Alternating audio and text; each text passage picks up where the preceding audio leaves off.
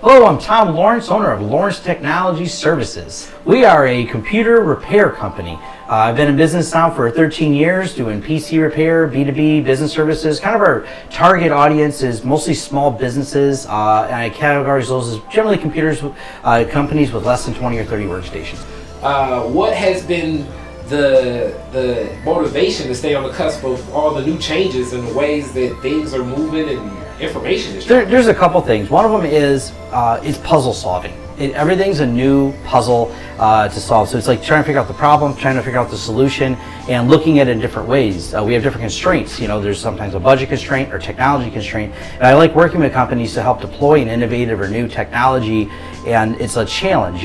We just helped a company that had a problem with the way they handled all their employees. They go out all over the Tri-County area, and within the Tri-County area, they have just people everywhere, but they don't want to have paperwork. So we simply set them up on Google Docs, took all the spreadsheets, because they had a process, moved it in there, and now all the employees via tablets update all their timesheets and their billing, and now they're billing faster, more efficient. And it was just like those ideas where it didn't cost them a fortune. They didn't have to have an app developed. We just put it all into Google spreadsheets, using new technology. So that's one of those things that kind of gets me excited when I can find something new, or we can do a deployment for a client. We just helped one of them. We looked at the way they were going to run all their wiring, and we said, this is not the most efficient way, and we actually saved them $6,000 in materials cost by just running the wire differently with some different wiring. And they said, oh wow, we didn't, we never thought. We just did it the way we did it at our previous building with the way the previous contractor did. So it's kind of like that challenge. I look at everything as a puzzle, and then we come up with an innovative way to do it, whether it be wiring, technology. So you just kind of stay driven because it's exciting. The other exciting thing for me as the owner of a business is meeting other entrepreneurs. I don't just go out and fix computers or my guys out there. I get to sit with a lot of different business owners. I get to hear a lot of their stories. And whenever I have an opportunity to talk to the owner, I go, how'd you get started? It doesn't matter what they're doing. I got a couple guys that we work with. They're younger than me. They had the idea to start a travel bus company, basically taking senior citizens to casinos. And I'm like, I'm a tech guy. I don't think to do things like that, but it's kind of cool if they do. I met the guy he runs this huge sponge company. Someone makes those sponges, and you sit down and talk with them. You're like, that's kind of neat. So it's the fun part of it, meeting all the different entrepreneurs, how they get started. So that gets me excited as well as the technology. Kind of a long answer, but that's Totally understood. I get excited too with that. I don't look for someone who necessarily has to have a college degree. They don't have to have a bunch of background in or a bunch of certifications. It starts with, do they have a passion for technology? One of the more recent guys I hired, what started the conversation, I take him to lunch for the interview, and right away his phone's rooted, so we get in a whole, how he hacked his phone, how he modified this and modified that, and I knew he was a good guy to come in here. I'm like, oh, he knows how to modify stuff. He took the time to learn all this stuff just to do it. That means he's got that drive, that innovation, that I'm really looking for, because it's not just cookie cutter. And he did graduate from college and in the computer services, but he says, I've learned more in the 6 months I worked here than I feel I learned in college. College was just so broad overview, but not that real world. And IT's tough like that. There are certifications and stuff that it only gets you so far. That's why so many places hire on experience. And so I'm willing to give people a shot that don't have a lot of experience, but you can learn from home. You can do that. So that's, with all the different people I've had work for me and currently work for me, it's always been about, do they have the passion for it? My web designer's passionate about what she does.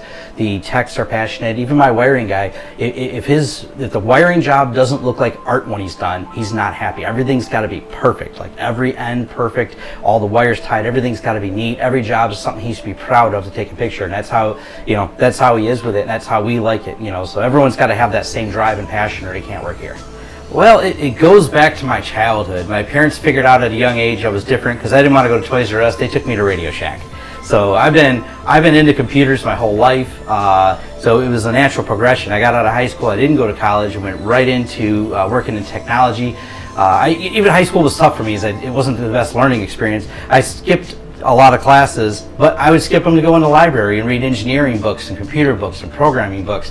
I skipped it. I didn't have a computer at home, so I skipped it so I could find time in the computer class. I'd show up there early. The teacher was real cool with it. He knew I was supposed to be somewhere else, but he's like, well, you're playing with some programming. So they were that. It kind of just led me through my career. It started out at small businesses, moved into corporate IT. I was eventually chief technology officer for a Ford supplier in the transportation field, and they had some financial difficulties and things got turbulent for them. They got really big and made some bad decisions at the top that took the IRS about a few years to sort out what they were actually doing. And I took that as an opportunity, though. I turned them into my first client. I said, okay, instead of being an employee at their whim, I said, you guys, I'll do IT services for you. And then it just kind of expanded from there with a lot of different transportation companies. And eventually I decided I couldn't just be in one industry, so I started servicing any type of small businesses and expanded from there. You know, Detroit got hit hard around, you know, the mid 2000s or so with the real estate market, the job losses. You know, we got hit real hard here in Detroit, and that opened up a lot of opportunity for me because people didn't always want to look at the status quo, so they were looking for some more innovative or cost-saving measures. So there was a lot of churn in some of the IT service parts.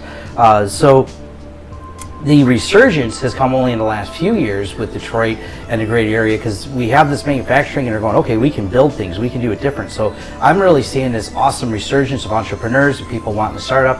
I mean, everyone likes to say it's the next Silicon Valley, but I think we're better than that. I think we're doing something even more different. We've got the manufacturing know-how, we've got the hands-on, we've got rows of CNC machines and milling machines all here, and now we're going to be the new product producing area. I mean, you see all kinds of these businesses opening up, not just service space, but some of the manufacturing.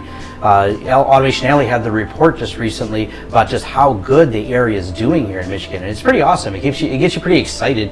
And then, you know, going to events at Tech Town or Bamboo Detroit and seeing all the entrepreneurs that show up and going, wow, there's a lot of people excited to get ready and go do something. So, you know, it's a revitalization. It's pretty awesome, and I'm excited to be part of it. And you have a very popular YouTube channel. How did you get started with this whole thing?